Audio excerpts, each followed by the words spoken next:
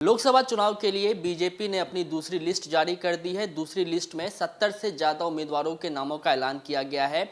अगर महाराष्ट्र की बात करें तो महाराष्ट्र में बीजेपी ने अब तक अपने 20 उम्मीदवारों के नाम का ऐलान किया है और खासियत यह है कि 20 उम्मीदवारों में से 6 ऐसे चेहरे हैं जिन्हें पहली बार मौका दिया जा रहा है।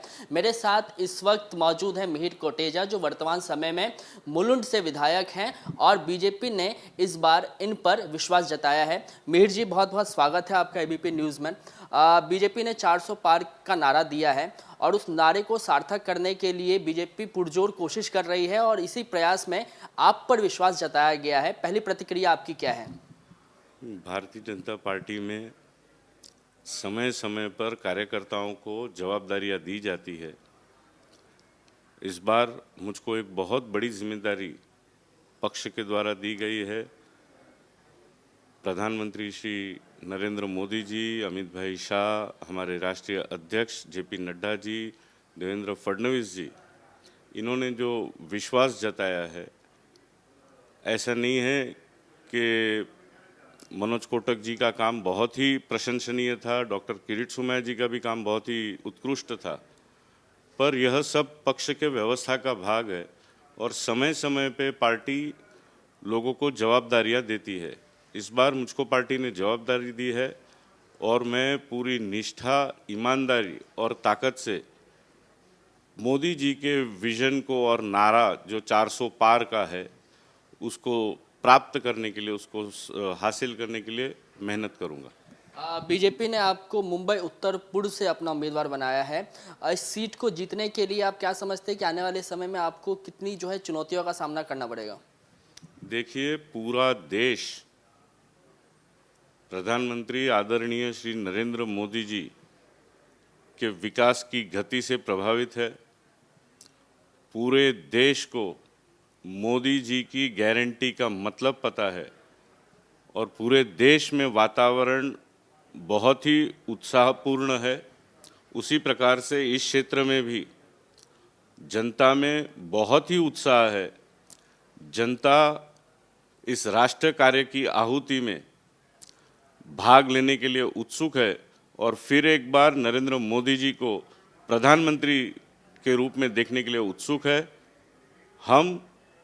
हमारा जो गिलहरी का काम है इस राष्ट्रीय कार्य में, वह अपनी पूरी निष्ठा, ईमानदारी के साथ निभाएंगे। आपके नाम की है वो ऐलान कल किया गया। क्या आपको इस बात का ज्ञान पहले से था कि आपके नाम का ऐलान किया जा सकता है, कि आप भी हैं वो अचंभित रह गए अपना नाम सुनकर? नहीं, बिल्कुल अचंभित था, क्योंकि मुझको कोई कल्पना नहीं थी, कोई अपेक्षा नहीं थी, ना ही मैंने यह कभी सोचा था। मनोज कोटक हैं इस सीट से सांसद हैं, इससे पहले किरीट सोमैया इस सीट पर सांसद रह चुके हैं। क्या उन दोनों से आपकी बातचीत हुई? उन्होंने क्या गुरु मंत्र दिया? नहीं, कल रात को मुंबई से मुलुंड तक मैं और मनोज कोटक जी एक ही गाड़ी में साथ में आए। करीबन 1-1.25 घंटा हम साथ में थे। मैंने और मनोज कोटक जी ने करीबन 32 साल पहले भारतीय जनता पार्टी युवा मोर्चा में अपना काम एक साथ ही शुरू किया था।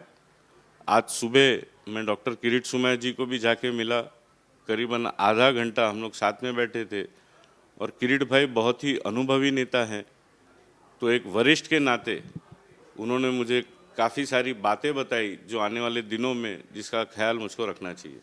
मनोज कोटक लगातार ऐसा मान के चल रहे थे कि उनको दोबारा रिपीट किया जाएगा। तैयारियां भी उन्होंने जोरों से शुरू की थी। हालांकि उनका नाम नहीं है, अब आप हैं उस जगह पर। क्या लगता है कि दोनों जो वरिष्ठ नेता हैं पार्टी के, उनका साथ आपको मिलेगा? नहीं, बिल्कुल मिलेगा। कल रात को मैं और मनोज कोटक जी दोनों साथ में यहाँ पे इस ऑफिस में भी करीबन आधा घंटा साथ में थे। आज दोपहर के बाद से कार्यक्रमों में भी हम साथ में रहेंगे। जो भी हमारा शेड्यूल बनेगा, मनोज भाई हर जगह मेरे साथ रहेंगे, ऐसा मुझको पूरा विश्वास है। मुंबई उत्तर पूर्व लोकसभा के जो जनता है, उनके लिए आपका क्या विजन है सर? किन किन मुद्दों को आप लेकर जाएंगे? अगर आप इस सीट पर जीतते हैं तो संसद में यहाँ के लोगों के किन किन मुद्दों को आप आवाज़ उठाएंगे? देखिए, 10 साल पहले, 2014 के पहले जो यहाँ के मुद्दे थे, मोदी जी के नेतृत्व में बहुत ज़्यादा मात्रा में वह सभी विकास के काम हुए हैं। जो रह गए हैं और जो आने वाले नए मुद्दे हैं उसको मैं सांसद में बिल्कुल जनता की आवाज़ को पहुंचाऊंगा। महाविकास आघाड़ी ने अब तक अपने उम्मीदवारों के नामों का ऐलान नहीं किया है। मुंबई उत्तर पूर्व सीट पर आप अपना कॉम्पिटिटर किसे समझते हैं, और महाविकास आघाड़ी का अगर कोई उम्मीदवार उतारा जाता है भविष्य में तो वो आपके लिए कितना चुनौतीपूर्ण होगा? देखिए, हम भारतीय जनता पार्टी के कार्यकर्ता हैं। हम कभी भी कॉम्प्लेसेंट नहीं होते कि देश में बहुत अच्छा माहौल है, भाई मोदी जी के साथ पूरा देश है तो हमको कुछ करना नहीं, हम चुन के आएंगे। नहीं, जो भी प्रत्याशी आए, मेरी भारतीय जनता पार्टी की पूरी टीम की, सभी कार्यकर्ताओं की मेहनत में कोई कमी नहीं होगी।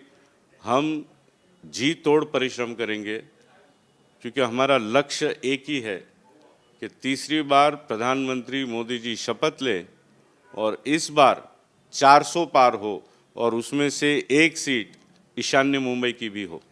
महायुति में सब कुछ ठीक ठाक है, महायुति में एकजुटता है, क्योंकि सीटों का जो ऐलान है अब बीजेपी ने तो कर दिया, संभवतः शिवसेना भी करेगी, उसके बाद राष्ट्रवादी भी करेगी। महायुति में किसी भी तरीके की अनबन?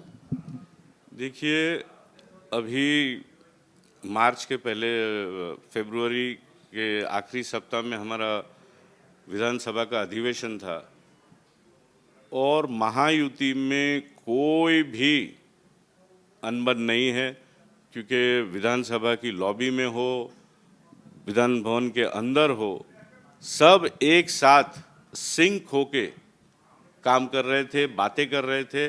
और इतना ही नहीं, मैं ये भी कहूँगा कि विधान भवन में मैंने देखा कि चाहे हमारे प्रत्याशी हो, चाहे वह कांग्रेस के आमदार हो या उद्धव ठाकरे जी गठ के आमदार हो, मोदी जी के काम को लेकर जब हम अकेले में बात करते हैं तो सभी अति प्रभावित हैं। 400 पार के नारे को क्या बीजेपी जो है वो सच में तब्दील कर पाएगी, या ये कहे कि ये बीजेपी का कहीं ना कहीं ओवर कॉन्फिडेंस है? ये जनता की सोच है, ये जनता का सपना है 400 पार, और ये निश्चित होने वाला है क्योंकि पिछले 10 साल में हमारे देश ने जो विकास की गति देखी है, आज आप इंफ्रास्ट्रक्चर देखिए, रेलवेज देखिए, कश्मीर में 370 हट गया। 32 साल से हमारा नारा था, जहां बलिदान हुए मुखर्जी वो कश्मीर हमारा है। आज कश्मीर सचमुच हमारा हो गया और एक घटना नहीं हुई है। और आज आप कश्मीर में जाएंगे तो पूरे देश के लोग वहां टूरिज्म के लिए जाते हैं। 500 साल के संघर्ष के बाद हर हिंदू के लिए उनका भाग, जो जिंदा है उनका भाग्य था कि 22 जनवरी को साक्षात्कार रामलला का सबको हुआ, भव्य दिव्य मंदिर हुआ। कोई ऐसा क्षेत्र नहीं है, गरीब, पीड़ित, शोषित, इन सबके घर तक मोदी जी के विकास के कार्य पहुंचे हैं। तो निश्चित ही ये कोई ओवर कॉन्फिडेंस नहीं है, ये पूरे देश की भावना है। आपने 370 का जिक्र किया, राम मंदिर निर्माण का जिक्र किया। हाल ही में केंद्र सरकार ने सीए लागू कर दिया है। क्या आपको लगता है कि 400 पार के नारे को अगर केंद्र सरकार, बीजेपी जो है वो सच में तब्दील कर पाती है तो वो दिन दूर नहीं रहेगा जब यूसीसी और एनआरसी जैसे चीज़ों को भी जो है कानून को लागू कर दिया जाएगा पूरे देश भर में? और यूसीसी और एनआरसी की जब मैं बात कर रहा हूँ तो आप क्या समझते हैं कि भारत जैसे देश के लिए ये दोनों कानून कितना ज़रूरी है? देखिए, आज सीए लागू हो गया है और यह बहुत ही ऐतिहासिक निर्णय है। कारण पाकिस्तान, अफगानिस्तान, बांग्लादेश में जो हमारे हिंदू भाई पार्टीशन के बाद भारत में आए नहीं थे और जिनका वहाँ पे शोषण हो रहा है, उनको भारत की नागरिकता मिलेगी। वह अपने वतन में वापस आ पाएंगे, एक सम्मानित नागरिक की तरह रह पाएंगे। रही बात यूसीसी की, एनआरसी की, वो जब भी उपयुक्त समय होगा हमारे प्रधानमंत्री जी, हमारे गृह मंत्री जी उसका निर्णय लेंगे। धन्यवाद हमसे बात करने के लिए। तो ये मुंबई उत्तर पूर्व से बीजेपी के उम्मीदवार हैं मिहिर कोटेचा और ये कह रहे हैं कि 400 पार का जो नारा बीजेपी ने दिया है ये बीजेपी की अपनी सोच नहीं है, ये जनता की सोच है और जनता ये चाहती है कि 400 पार के आंकड़े को बीजेपी पार करे, ताकि जिस तरीके से उन्होंने 370 को लेकर निर्णय लिया, राम मंदिर निर्माण जो करवाया, वैसे ही आने वाले भविष्य में यूसीसी और एनआरसी जैसे कानून भी वो लागू करे। इसीलिए ज़रूरी है कि बीजेपी 400 पार के आंकड़े को पार करे और ये विश्वास जता रहे हैं और बीजेपी का धन्यवाद कर रहे हैं कि 400 पार के नारे को पार करने के लिए उन्होंने मिहिर कोटेचा पर जो है वो विश्वास जताया है और उम्मीद कर रहे हैं कि उनके विश्वास पर जरूर ही खड़े उतरेंगे। कैमरामैन अजीत शिवतरकर के साथ कृष्णा ठाकुर, एबीपी न्यूज़, मुंबई।